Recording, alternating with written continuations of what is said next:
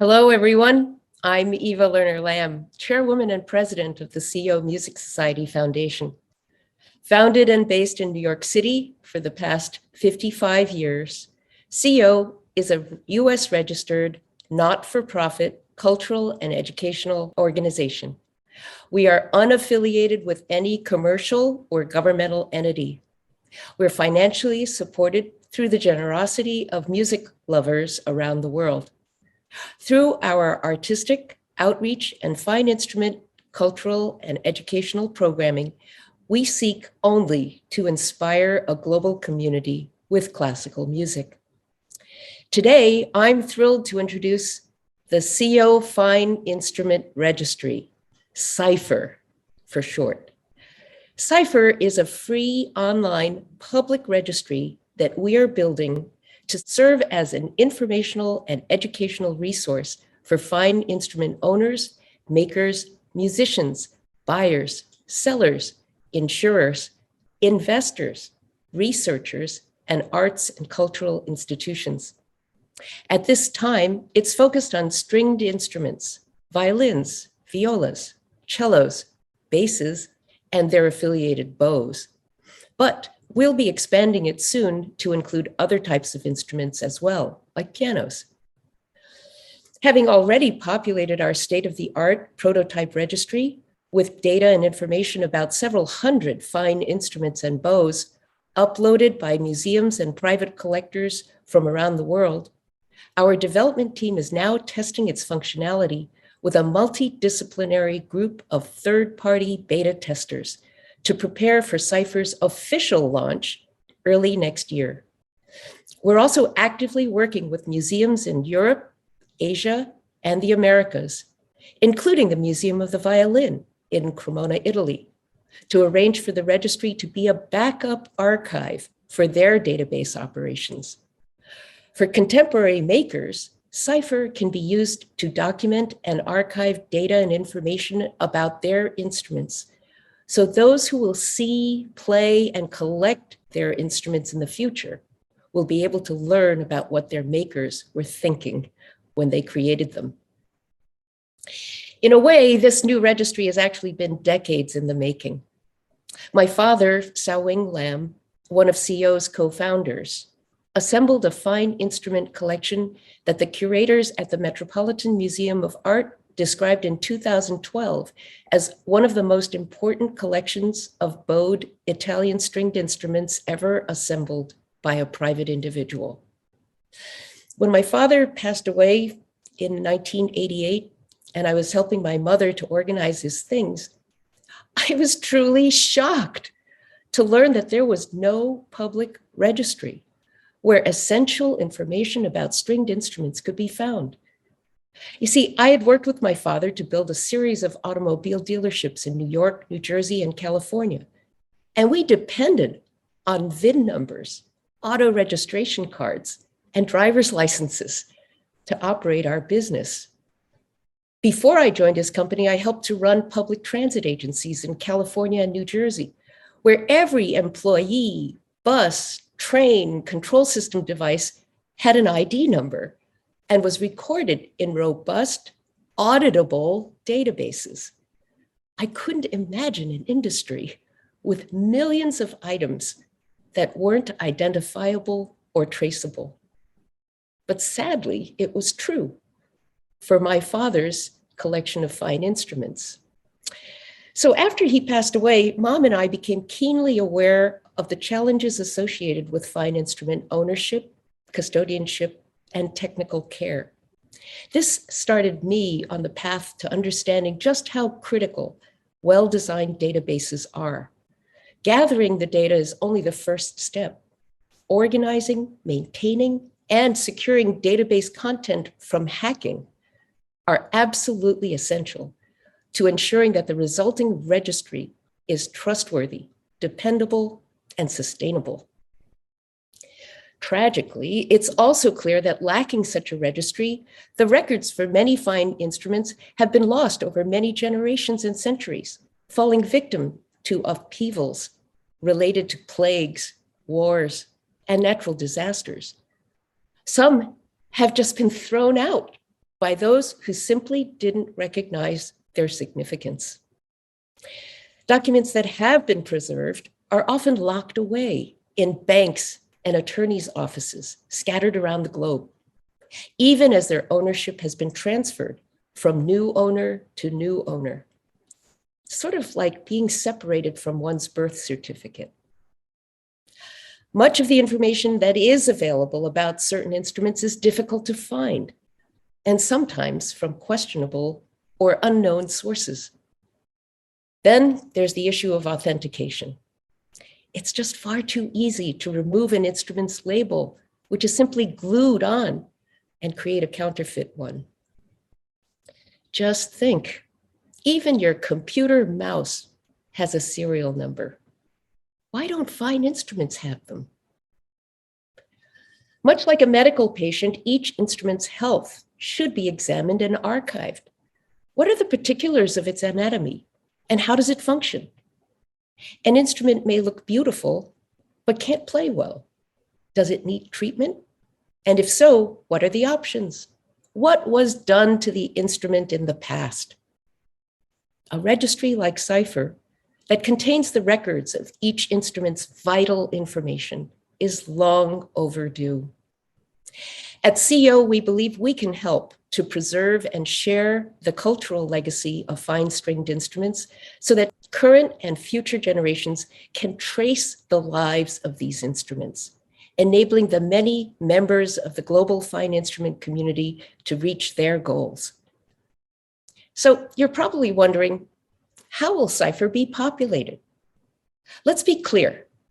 Si-Yo's role is simply to be the keeper of information provided by individuals who are eligible to provide it. Sort of like a librarian, a keeper of information, not an editor of information.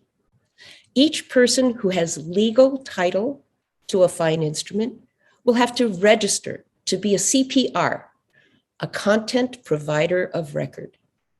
We'll have strict criteria for verifying a CPR's eligibility, renewable every 1 or 2 years, just like a driver's license, to speak on behalf of any specific instrument. Once qualified to speak on behalf of a particular instrument, he or she would be able to log into a password-protected, cyber-secure online portal to upload information about that instrument to the Cipher database. Cipher will assign a unique identifier number to the instrument and make nearly 40 data fields available to the CPR to define that instrument, including the name of the maker, the year in which it was made, photos, recordings, scans, dimension measurements, and general notes. Si-Yo will store this data and information on an independently managed, US-based, cyber-secure server that is blockchain ready. If, for any reason, the CPR wants to remove any or all of the information he or she has uploaded, they would be free to do so. We're just the keeper of information.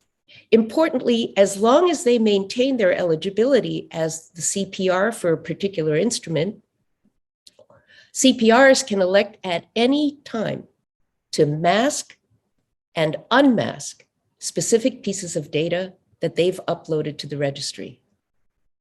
And finally, by establishing an online global registry, we are also able to create a musical instrument ID that would function much like a motor vehicle registration card, accompanying an instrument as it travels, particularly across international borders. The ID card would contain limited but crucial information drawn directly from the registry fields. The only people eligible to obtain an ID for an instrument would be the owner or authorized representative holding valid power of attorney. So that's the backstory on our Cipher. Now, here's a short video to explain just how this Cipher will work. Have you ever wondered what makes each fine instrument unique? Why a certain instrument is displayed at a museum? How about the age of an instrument? Or its authenticity? Introducing Cipher, the Si-Yo Fine Instrument Registry. Access information and answers with just a few clicks. All you need is a computer, phone, or tablet. Here's how Cypher works. After launching the registry on your browser, you can browse through various categories. If you're looking for a specific instrument, type some keywords and we'll search for you. Click on the instrument for more information. That's it!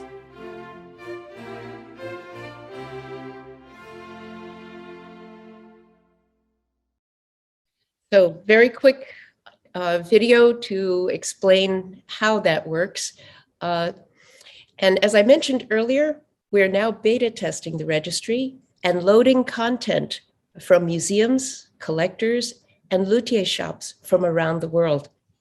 We've leveraged today's state-of-the-art database technologies to try to bring truthful data and information to the public so that the musical, educational, and financial endeavors of countless members of the international fine instrument community can be achieved. And now I'd like to introduce three gentlemen who have helped to guide Si-Yo in developing Cipher. My first guest is Dr. Paolo Bodini, who joins us from Cremona, Italy. Dr. Bodini served 2 terms as mayor of the city of Cremona and 2 years in Italy's state senate. He played a pivotal role in resurrecting the art of violin making in Cremona, starting in the mid-1970s, and led efforts to establish the world-famous Museo del Violino. Dr. Bodini now serves as the CEO of the Museo del Violino and continues as president of the international Friends of Stradivari, which he also helped to establish a decade ago. Dr. Bodini, why do you support the establishment of Cipher? Well, Eva, thank you very much for inviting me. I'm very happy to participate in this event. The reason why I support it is because I think it's a great idea. It's something that was long due, as you said, because we know that there are many databases around the world, many of which are private, with our partial collection, a partial of instruments. The idea of having one register open to everybody, with no commercial background, no profit in the back, it's very, very important, and it's open and is reliable. And I think for the future is very important, because if everybody joins this effort, and I know it's an ambitious project, not easy to realize, but it's a very good start. I mean, I know what you have done to have a very powerful organization behind.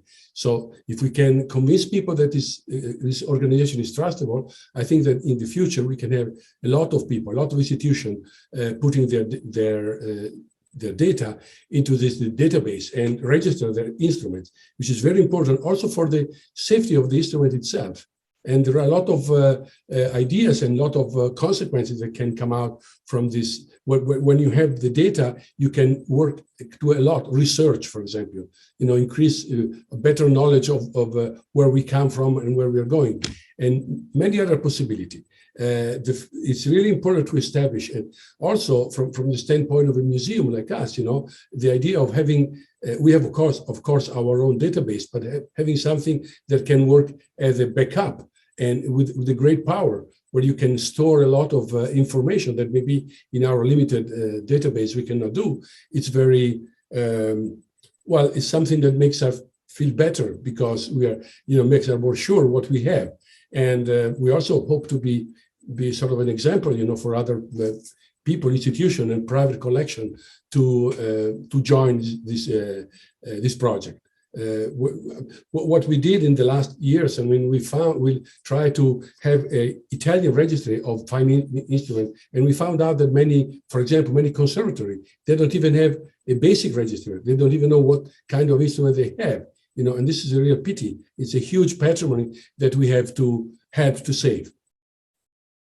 Thank you very much, and thank you for your support and your ideas to help us build this registry, Dr. Bodini. My next guest is Phillip Cass, joining us from Philadelphia, Pennsylvania. Mr. Cass is renowned for his deep, expansive knowledge and objectivity as a consultant and appraiser in the world of fine stringed instruments and bows. From 1977 until 2002, he was an associate of William Meinig and Son Limited in Philadelphia, where he handled many of the world's great stringed instruments. Mr. Cass, why do you support the establishment of Cypher? Well, the Meinig shop was particularly fine in the degree of record keeping that they maintained. And we tried as best we could to be able to trace the background of the instruments we were selling as far back as possible and passing that along to the people who bought them, in part through the issuing of our own certificates on those instruments we'd sold. Now, one of the very frustrating things that I encountered repeatedly during those years was that people would come back with an instrument that they had bought from us, and they'd lost the papers. They had misplaced them. They'd put them in a safety deposit box and forgot where it was. I had one case of a couple in a divorce, and the husband had the safety deposit box, and he wouldn't give his wife access to the documents that went with her instruments.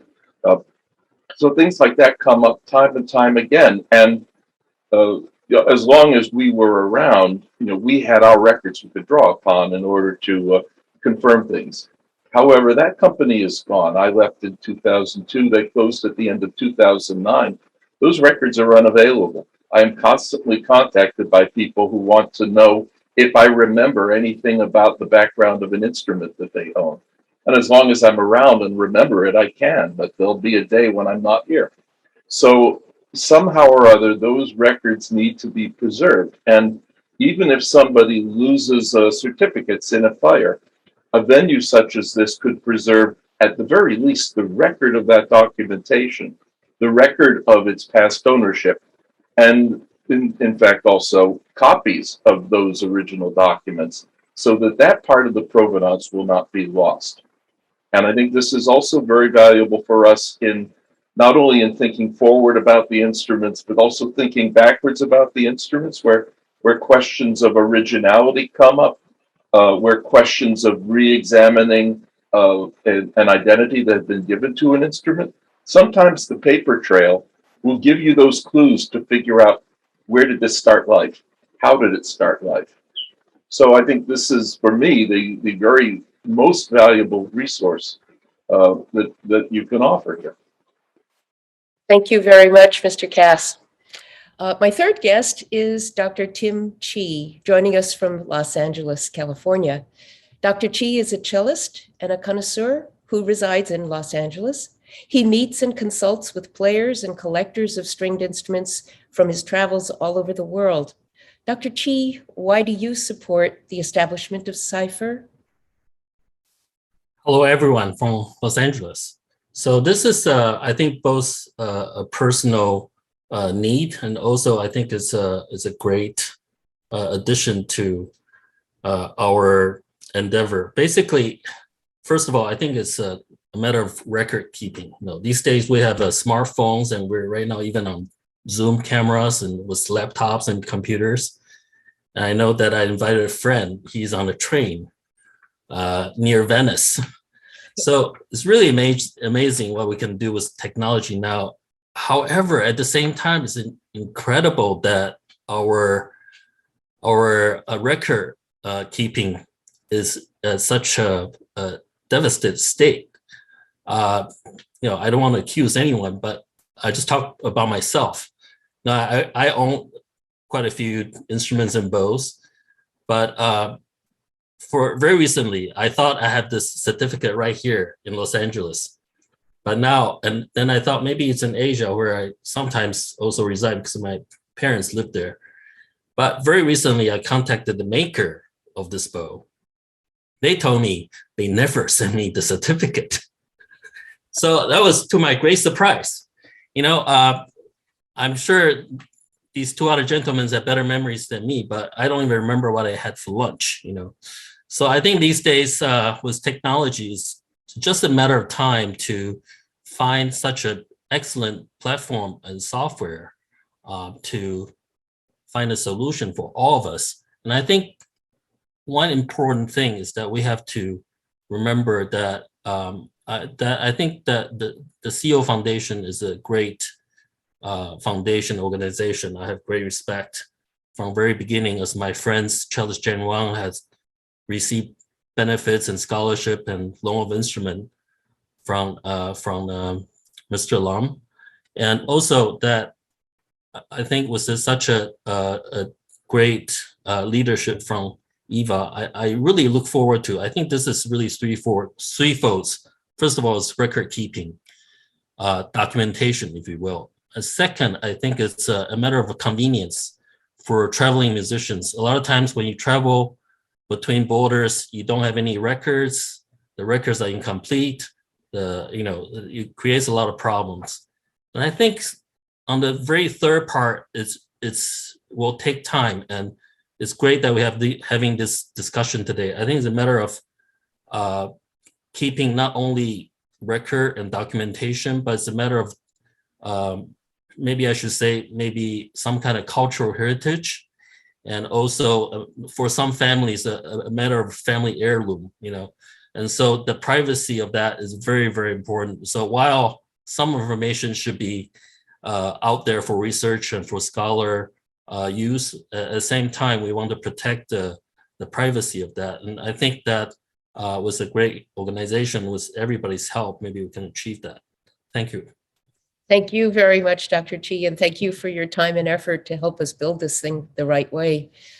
Well, thank you all very much, Dr. Bodini, Mr. Cass, Dr. Chi, for joining me today in this Reveal Zoom event and for sharing with us your thoughts about Cipher. For those of you who are attending or watching this Zoom recording, if you'd like to receive updates about our progress populating and beta testing Cipher in anticipation of its official launch next year, please subscribe to our mailing list and follow us on social media. We're looking forward to moving together with you into a new era of fine instrument preservation and custodianship.